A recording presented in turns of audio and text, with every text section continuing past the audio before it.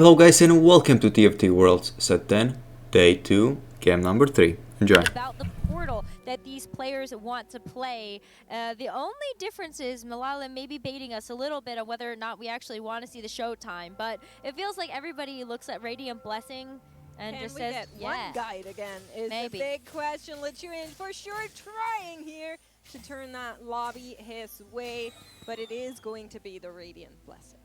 So now we're going to start with this. Milala, I remember him, I saw him in Vegas. Normally he was think about like a calm guy, but in Vegas he actually showed much emotion. He was very happy. He was actually going throughout the places in the same group as Degree. Also, Relic is working in that group. So I think the collaboration meta has started in this set, not only between the groups and study group, but also in a more fuller around, going and studying other regions and even implementing, a more conjoined group together. Even before regionals this time, we had a couple of players from EMEA actually pairing up with some of the N8 players, which I thought was a really, really cool development leading up to our regional finals, that you already are getting out there and you're trying to kind of find a new perspective other than what you've seen in your region thus far. It is really cool to hear about that international collaboration. I think that was something, as you're saying, Coupe, got sparked at the Vegas Open with all of these players getting a chance to meet each other in person for the first time and drawing some inspiration from that community aspect. But wow, I think you might be getting what you asked for. Coupe makes maybe not so much. This is great because, let's be serious. For one little second, let's be serious. Disco has a great early game. It's very difficult, and that's it. Well, and there's a universe that Weir has founded where the comp actually gets better when you get early level 8 with the TFT, with the Blitzcrank, and then go for more cap composition with LIOE and with the rest of the comp, So, mainly 6. Do you feel like any of that is in any way enabled by the fact that they've got Radiant Blessing, something that does help give you a stimmy when you're at that It helps, but it also helps the rest. So actually, it started to balance out. I think if you're already playing a not so strong comp, you kind of don't want to see other players find that Radiant item. For sure. We are going to be looking at silver augments come on through here for players. You were saying it yesterday, Jupe. A lot of the prismatics are generally known as, game changing, game transforming, but there are some silver augments that truly have a little bit of that potential. For sure. Now, in the reroll meta, we're seeing a lot of duplicators. We are seeing in the Hearthstone meta a lot of players going for extra HP. So we're seeing 3 of them. We're seeing vampirism also. So either gold generation, looking for the possibility of getting that additional unit that you will need for the reroll, or simply going for a high cap augment such as vampirism. So what do you feel about Stim Pack here? It's almost the same. It's like you want to go for lose. It doesn't matter if you lose. You want to go for Hearthstone. So it doesn't matter if you lose. When you cap out, when you get the additional resources, you will be amazing. So maybe the early game won't be the best with this augment. Some of them, Malala, maybe Quintam, will try to go for the win streak, but actually the augment doesn't give you combat power. It doesn't give you the possibility to win goal if you win.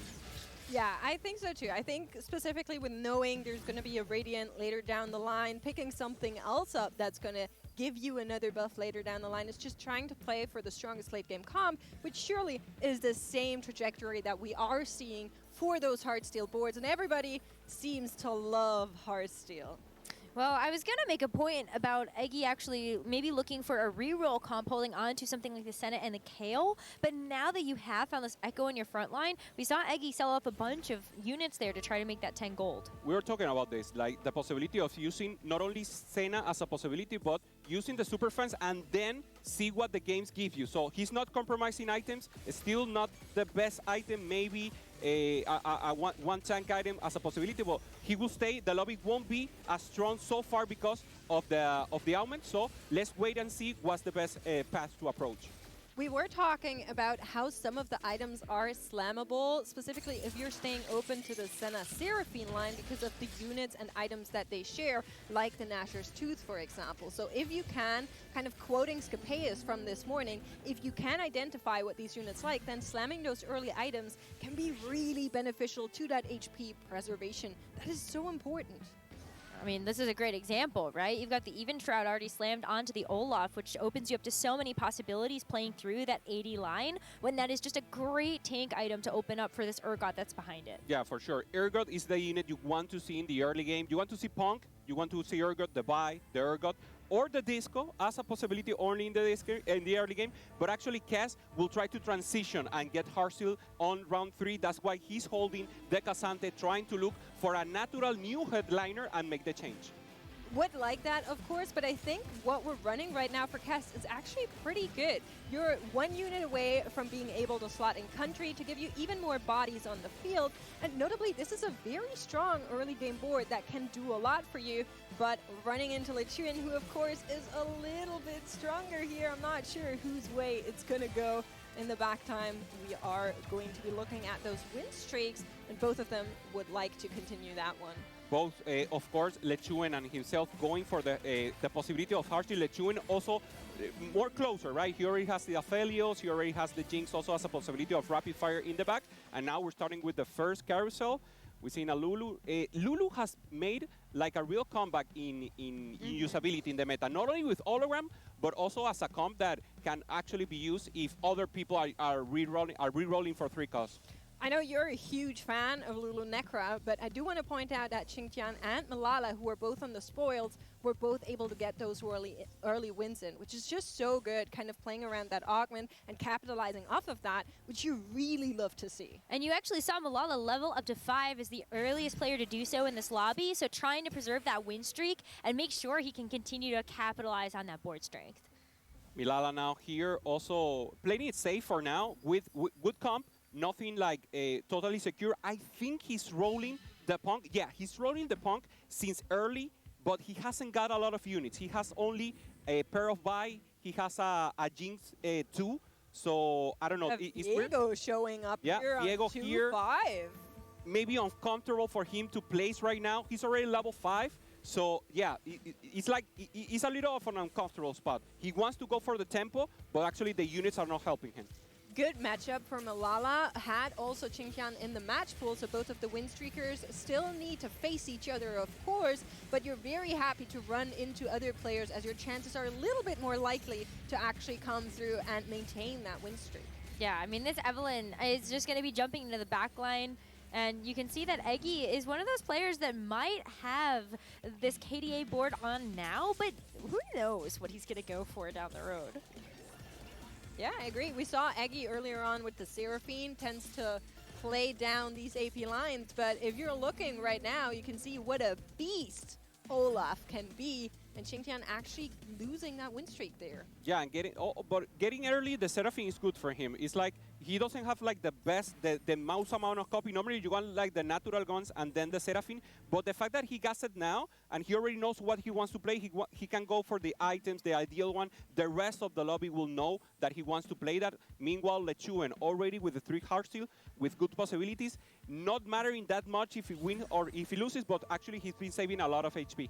And that's bad news for Eggy and Tower, who are also kind of eyeing that Seraphine, thinking about that line. One player already on the headliner plus another copy always tells you that you might be doing a little bit of hand holding, and you'll try to stay away from that unless you really think your spot is good.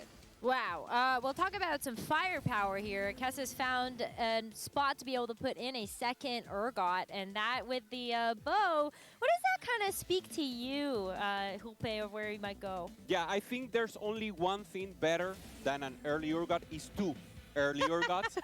Because it's amazing, because when you got a 2-star, obviously it's better, but the actual strength that the unit itself has is good. As Mate was saying, he could use Country in the early. We haven't seen Country as a comp for the Legend unless you get the early Spat. And also when the Spat comes, it hasn't got the best result, but Country, especially Urgot, has been one of the best transitions to later go to an AD flex line. I do want to say that with more and more crabs approaching, I feel like there's been some news around the TFT socials to do with Crab Rave. Maybe we're just getting in the mood for that for Kess. I think you might be right about that one. Maybe Weird's also kind of getting in the groove when it comes to some of those dance moves. Has had the Spore Disco online for a while, but in fact is able to slot in a second copy of the Nami, so looking to be able to push those levels and find either that Blitzcrank or that TF to replace her. The reroll Nami was used, but very, very early in the set. Now we haven't seen it because actually the power of the boards itself, they have a lot of AoE targeting, so Nami is actually not working. But the CC is very useful, especially in the early game. So now he's trying to think for another. The atomization is making for a possibility for him to stay with Disco. And now Donnie with the board, getting a good transitional board. We haven't seen makes the super board like that line, because we haven't seen that gas. I don't think we'll see it, but it will be like a possibility here. It is a possibility. It's not the strongest. We were talking about that earlier, but you're pointing out the Sennas that are on the board for Donnie here. I just saw a Senna 2 pop up for Eggy, and we were speaking about how that is a player that was on the Seraphine line, clearly recognizing that, oh, somebody else is also looking at that Seraphine. I'll go for the other 2 costs because of how they share units. Well, in the previous game that we saw from Eggy earlier today, we did see that, like, okay, Eggy was actually playing around a couple of different lines of that reroll, but was keeping himself open in order to exactly that. Find the one that was more open and less contested. Those items can slot into both of those rerolls. Now we start with the second selection of Almen. We have gold and some interesting Almen. We're trying to go for combat here, trying to go for actually the comp we're going to play. Combat caster available for Eggy as a possibility. He has to roll it down. So Vampirism confirmed for Donnie, Contagion also for Quintian, and Harmasis for Lechuan. We have Best Friends also for Taro, and Healing Orbs. Great Almen for the Senna, now going for Eggy. Looking at Weird, he is on that Disco line right now. Is that really where we want to go? Has a couple of options and really thinking about it, same as Kess. All rerolls already out, and it is going to be You Have My Bow for Weird. Ooh. Yeah. Finally, not today for Kess. Normally an Almen you want to use in, it could be used in set, but normally it's used in Yasuo. So maybe he will keep that Hearthstone line, not forcing the level 9, but actually stabilizing deep on level 7, looking to work for that actual composition. Now, he's still on the country line, so let's see how he matures that into something that uses better the element he has. Looking at all of those augments, there's one that kind of stands out to me that's a little bit, I would say all of them are pretty generic, but one stands out, and that is not today on the side of Kess. We were talking about the multitude of crabs on that board, not today, now being slammed, or well, Edge of Night now being slammed on the Urgot as well. Really nice little augment for anything that's around that 80 line. Yeah, you can use that on so many different units. I think that one that really sticks out to me is something like the Zed. So even if you're going to be going to the country now, you have the opportunity to flex in some of these more high value units a little bit later on, especially if you can get so lucky to maybe find another Edge of Night off of the carousel. Ooh, interesting. Taro here still has those duplicators, of course. We're getting really close. Needs 2 more copies of the Seraphine to make that dream come alive and play some joyous music for us with the reroll line. Front line is looking decent, I would say, for now. We are actually going to play both of the Seraphines just for now. Yes, for sure. He already has the Mordekaiser too. Normally we need the Echo, but this Mord will actually hold the items for the Echo until we get him. And now he's facing Quintan, who has a Gnar, a headliner for now, with good items, actually. So he's trying also to go for this line. I think we could have 2 players going for the Seraphine. This is not good news for them, but maybe one could pivot. As we were saying, the items can be somewhat flexible, so they can pick whatever they want in case they see someone that has already an advantage, a leverage on it. Actually, Xingtian, who we are seeing on the other side, was the player that had the Seraphine headliner earlier, so clearly backing out of that line and saying, okay, Taro, I guess you have it. You have those duplicators. I don't want to play this game. And you could, in theory, transition into something else like a Lulu reroll. You could also go for just some of those higher cap boards with the Arya Kali or just any other of those 4 costs in the KDA. And as we get into the carousel, maybe we can start to get a little bit more of a glimpse on what some of these players might want to go for. There's a couple of open components, but I'm really looking at some of those Just gloves, I guess. Some, all, lots. Yeah, normally I see the forecast. We saw a Viego and a Caitlyn, not the most favorite units now in this meta. No Zed, no Ezreal that normally amplifies and give you. Now the cash out for Leshu, and let's see what the orbs brings through him. So it's a bow, it's good. It's a good cash out. He can go for the red buff early into the Ezreal that he will try to use, and he's trying to hold the items. Maybe he can do a hush, but the win streak doesn't do anything for him, so he will try to greed. He will throw the blue buff or the Infinity Edge. Checking in with Cass, currently on 6 wins. You were saying it, what's better than 1, Urgot? It's 2, and that seems exactly to be the case. As we are moving through boards, though, we are seeing Qingtian yet again with a new headliner. Seems like every time this board pops up, we're running something different. This time around, it's going to be the Katarina. Not sure if Country or Crowd Diver. Surely there's a Hecarim, but there's a bunch of copies in the back as well. I think that not does doing mean too that it's well, though. Country. I'm looking at the Hecarim, I'm looking at what's on the board, and I think, sadly, we are seeing the Katarina that is not as good as what we normally see with the Crowd Diver variant. Yeah, for sure. It can have good performance in the mid game when actually you want to go for an additional tank or a little more resistance to scale on the Crowd Diver. But as you say, it's exactly like a Necra. You need the Crowd Diver to be able to expand into that line in the vertical way. Try to go for 6 and pick if you want 4, you want 6, and you're able to get more units in. Yeah, we're seeing it now. Only a Thresh there, no other Country units. That means we're on the Country line, like you said, Necra, and I personally hate this. You were saying you liked the little bit of the blade dance, but I don't think it was the love Country Katarina, don't get me wrong. Dagger throwing, 2 cost, I'm in love. But Country arguably much worse than the Crowd Diver, and even the Crowd Diver we haven't seen do too well on the back of needing that set that all of the Heartsteel players want.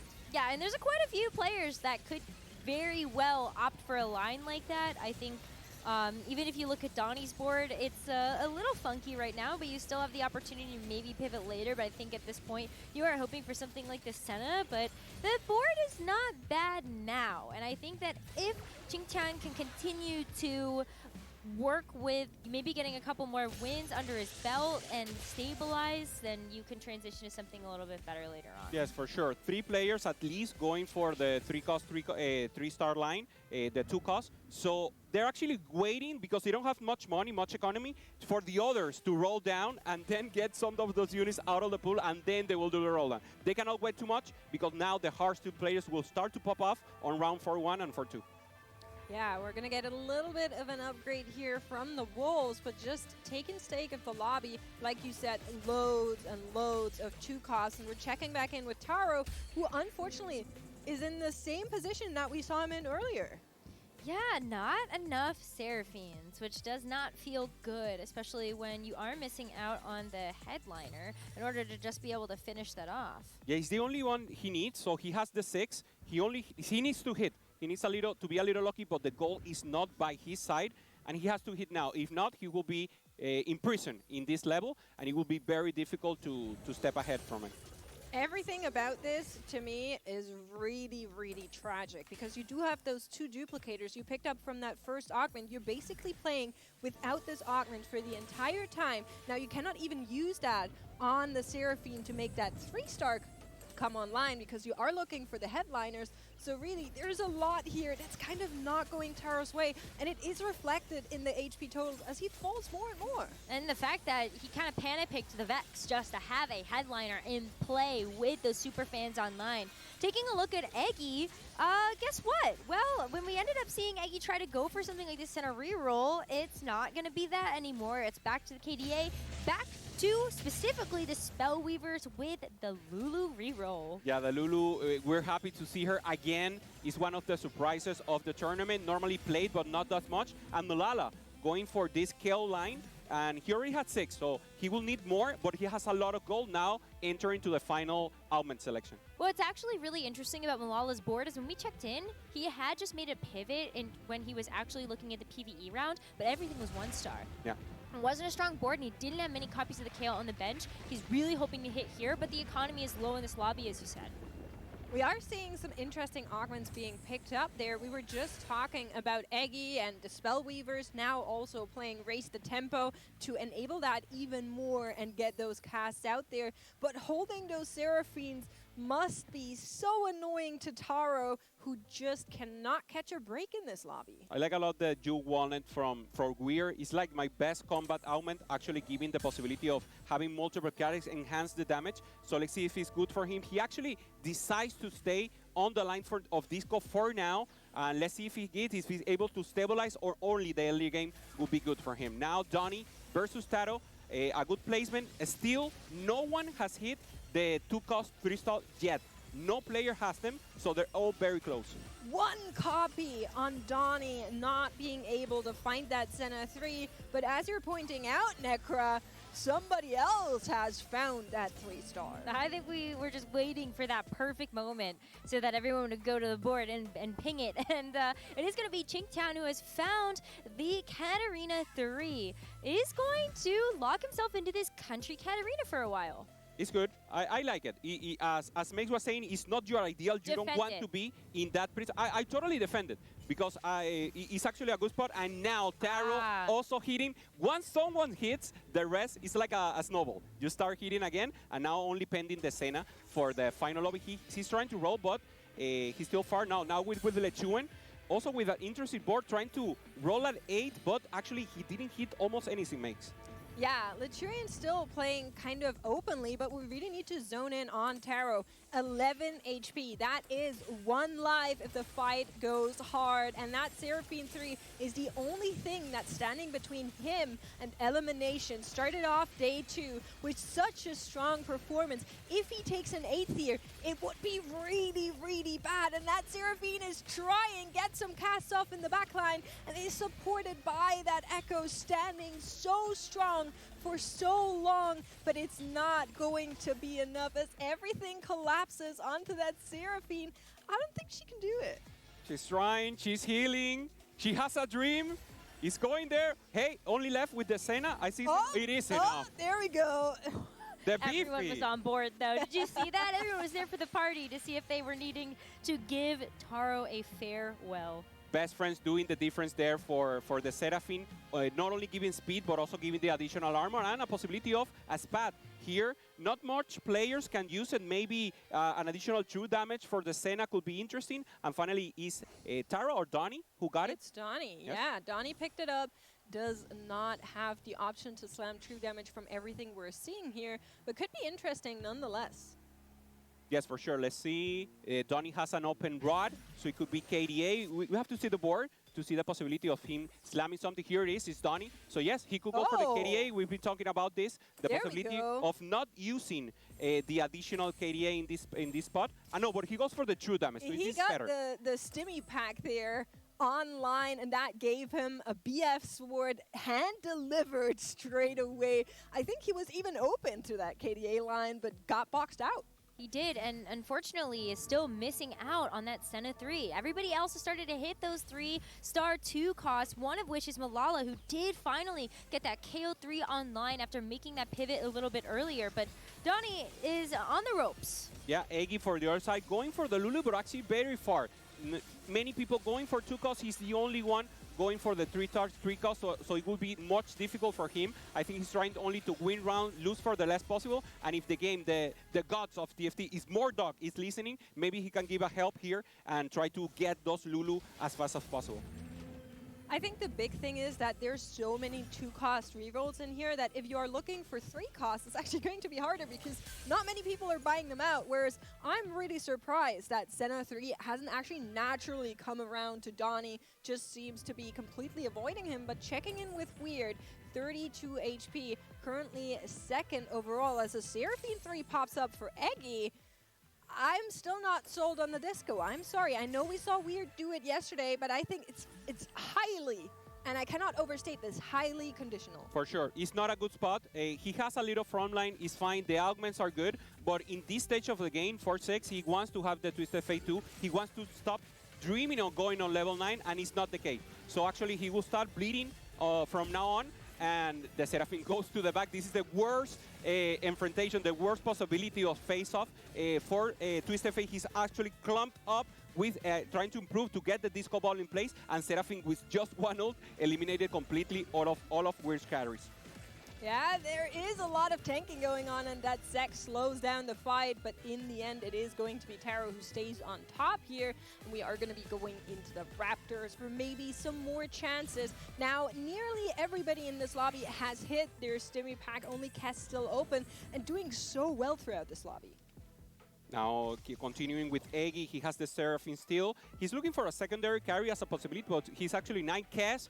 Also, doing the transition, he actually keeps the Urgot because he didn't find an additional headline that is good enough. He goes for the Jhin for now. So he had good legendaries, but obviously he's level 8. It's very difficult to have a 2-star. He has the Lucian, he has the Jhin, but he doesn't have the Set, he doesn't have the Ezreal. So the basic components he will need to go to 9 and then use these legendary units are not there yet. At the very least, though, he is holding on to a bunch of copies. So you do have the pair of Zacks, you got the pair of Poppies. So if you're able to roll for anything specific here, I think that'll help you out. And this Zack headliner is not so bad in order to help just wait a little bit till you can get to that level 9. Yeah, absolutely right. We're playing on borrowed time here, and Kess surely has a lot of it, finding a bunch of really good upgrades. That Thresh 2, that Zack headliner, like you said, Misfortune already coming online. We're getting close. A Lucian pair, really, really big. If we can transform that into the actual upgrade, we're going to have a great time. And the set is also now fully itemized. Bad news for Eggy on the other side, though. And you're worried about that Seraphine. Yeah, spreading the backline, trying to avoid what happened to Weird, that he was totally clumped up. He couldn't avoid it. He had the disco. He can. So spreading as much as he can the damage to be able to survive as much as possible. The Orchestra, the Maestro, is not doing enough yet. No items on this Jhin. So Kess is just trying to lose the possibility. Taro is now defeated. So we have the first top 8 with the Japanese representative. And that's so unfortunate, but just happens when you take so long to get anything online. Found that Seraphine with 1 life left. And then one fight doesn't go your way. It's going to be the end of the line. Unfortunately, Taro experiencing that here. But checking in with Malala, I saw a naughty little Mordekaiser 3 there, Necra. What's going on? Malala is winning the game, is maybe what is happening there, but a huge hit there for Donnie to be able to get that Senna finally online. Is it too late, though, knowing that he is so far behind the curve? Oh my god, and we're once again, this is the face-off he doesn't want to have. Now the Seraphine again going in the backline and destroys again the 3 carries from Weird. This is bad news. He only has 1 life, so Makes, I will only say this, Makes was right. I mean, it's just the issue, right? Seraphine is played so much. Disco is good for the early game, but if you're going to try to run it in the late game, you're running it to get to those late levels, and then you'd much rather play Legendary Flex because it's stronger than Disco. I cannot defend this comp. I'm sorry, I'm trying. It was tough, too, because we saw that Weird was in this position, that he rolled down a bunch of gold before he got into that final combat, and he lost everything. So it is very unfortunate to see that, but maybe players will start to learn the lesson you're trying to teach them. Kintian, for the other hand, he already has the Katarina. Right? That's the country Katarina. It's not the crowd diver. Does have the Kiana, though. She could be a determining factor in how this fight goes. The Zed in the backline is not going to be your secondary carry. He's just there for decoration and maybe trying to get a stun out. But really, that Kiana needs to do some heavy lifting to try and enable that Katarina. Positioning is good. Kata is staying safe there, and the Seraphine is under pressure enough for Qingtian to actually stay in here. For sure, opening the line for the Katarina to access quickly to the Seraphine, and good victory here for Quintine. We're talking about the Katarina that is not the best comp to go for further levels or to get a win condition, but actually getting the Kiana, as you say, Makes, is that win condition. Is that additional possibility of having a secondary carry that here hits it above.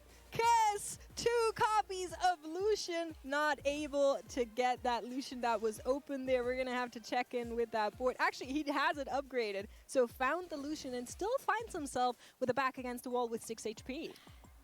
is that board going to be strong enough? I think that's the biggest question here is you get a chance to spread everything out when you're looking at specific matchups you're not wanting to hit, but then you take a look at Eggy who just hit an RE2. And there's just so many other big upgrades coming online for not only all of our reroll players, but all of our 80 flex players. I like what I'm seeing from Lechuen. He didn't hit the normal headliners that you want for this comp, but he makes a good adjustment. He's playing the Pentakill Viego. He already had the Mordekaiser, so it's good for him. And actually, he now can use the legendary units that the game provided to him. And I think the big storyline is whoever Malala faces is going to be in for a rough time. We saw the board earlier for a split second. We have a Mordekaiser 3, a Kale 3, and a Yorick online there, and that's just going to be the boogeyman in this lobby. We'll see who between Qingtian and Kess is actually going to take a loss here. For now, the Lucian helping, doing some heavy lifting from the backline. That will not be enough for Qingtian and the country Katarina. Not possible for the Katarina to face the Poppy. My actually favorite epic in the world, and Weir with the Disco line, he has been defeated in the 7th place. So we have now confirmation of Taro and Weir, Qingtian and Eggy, both with Cass with only 1 digit of HP. So it could be also the last round for them. I'm worried about what you can do here if you are Qingtian in order to kind of find that next cap. You were able to get a Yone, so you can replace the 1-star Zed for now and just be able to have that bit of a better crowd diver unit. And we have seen the Katarina be able to get that work done before, but everybody on your screen right now is going to have that 1 life left. On the right-hand side, you're seeing Qingtian go up there against the 80 flex Caitlyn that we were talking about earlier on, and it is an absolute massacre being knifed down. Kata cannot do anything there. Left-hand side, same storyline. Eggy, unfortunately going out, minus HP are actually going to count as we're losing more players. Kess also out, 3 players gone. So now we have the podium, Donnie, Lechuen, Milala. Donnie, very, very strong. He has the double tank that is normally was lacking in the composition of true damage. He has the Senna 2, he has the Ari true damage, the Senna 3. So he has all the weak conditions he needs. He can only now dream for going to level 9, getting a Quillana, but actually the base of the comp, what you're looking for is exactly there. So he and Milala, I think, are the favorites, given the space of the comp that they have. I think what's really great about Malala's position right now is how early that Mordekaiser 3 had come online. You take a look at the way that it's itemized as well. It's got the double Steadfast Heart as well as that burning cloak. So it just helps to be able to stem some of the bleeding that others compositions would want to be able to put down. And you're looking at Lechuen here, who's really trying to build the most optimal board around the legendary units that have been found thus far. Really unsatisfying to see that Lucian one, to see that 6 one. If you can upgrade them, even the Alawi and Yorick one in the front line, it's just a little bit of everything, but not very big. And there are some heavy matchups coming through. Left-hand side, you're seeing Malala go up against the Ghost. On the right-hand side, Lechuen is actually fighting Donnie. He's trying to go for it, finding Donnie. Donnie gets a big hit, but no, it's Lechuen. It's Lechuen who gets the loss. So 1 more life there for him. Only 8 HP. Donnie also with 24, and Milala, he has the win streak. He's too strong, as you were saying, Necra. The Mordekaiser normally is the high win consistency. It's the win more of the comp. He had it early, so this win streak is great for him. I mean, Yorick too as well. Now there's a bunch of Yorick that are out of the pool here for Lechuen to try to find that upgrade as well. But I'm also looking at Donnie as just such a strong contender. But they take stock of Malala's board right now, right? that was a very high cap board. Yeah, and we're once again seeing some Ghost matchups. It is going to be Lechuen on the left-hand side who's going up against Malala's Ghost. A chance that he can maybe beat that board. Right-hand side, Donnie and Malala both are still in contention. Both have enough HP, even if the loss for Donnie comes around. But of course, he would very much like to stop that win streak from happening. Left-hand side, though, Lechuen getting knocked out in 3rd. I think it's a great first for Lechuen. He's the one that had the most difficult. It was actually a very complex game for him, going for the Viego pentakill line when playing Heartsteel, trying to stabilize, penalizing the rest of the lobby, and then trying to go for the high roll level 9. Great play from him. I'm looking now at how Malala and Donnie are going to start to position to make sure that their headliner and their 3 costs stay safe. Because the way that Malala has his positioning right now, you're really hoping that you're going to be able to catch it so that this Mordekaiser is going to be right in the front of that Kale to soak up as much damage to allow her to ramp up. And Donnie is on 13 HP. Can he beat this board? The Mordekaiser is a giant wall, and you're allowing that Kale in the backline to scale up. But the Ahri and the Senna, they're stronger. They're going to come through. They're going to serve another loss to Malala there, who's also down on economy. Can this carousel give him anything to change this trajectory? There doesn't seem to be anything like highly potentially Milala going for the KDA and Donnie going for the additional damage he might need to break that Mordekaiser. Gaining this Giant Slayer could mean that the Mordekaiser could go down much quicker, and this could be the difference to ensure the victory. Milala already with more HP, but with the greater tempo is Donnie. We're seeing that tempo, but I want to point out that the last time they faced up against each other, Malala did get the win, but barely. And so now that Donnie has snapped that streak, is it going to be another positional difference? We see that Kale immediately snap over to a different side, hoping that the outcome is going to be a bit different here for Malala. Yeah, both players actually doing some positioning shenanigans last second there from Donnie, moving Senna and Ahri back to the side. And a big point is going to be if that Akali finds the Kale. She's on the left-hand side for now, but doesn't actually get the cast off, is eliminated before, and you can kind of see that front line from Malala really collapse onto the back line, onto the Senna. Is that going to be enough? The Senna taken apart from the Kale. One stun is not enough, but Donnie hanging in there on 2 HP. The scaling making the difference, the Ginzor Rage Bait for the Kale, healing the front line as much as he could. The true damage was actually penetrating really hard on the rest of the lobby, but it wasn't enough. So Milala wants the fight to last as long as possible, while Donnie wants the fight to end as soon as possible and use more the burst damage. So look at how many different variations of Malala's board that we have just seen now. You had the Karthus KDA in there at the very back to help soften up those targets, but has now made an adjustment here to include this Lucian and this Bard.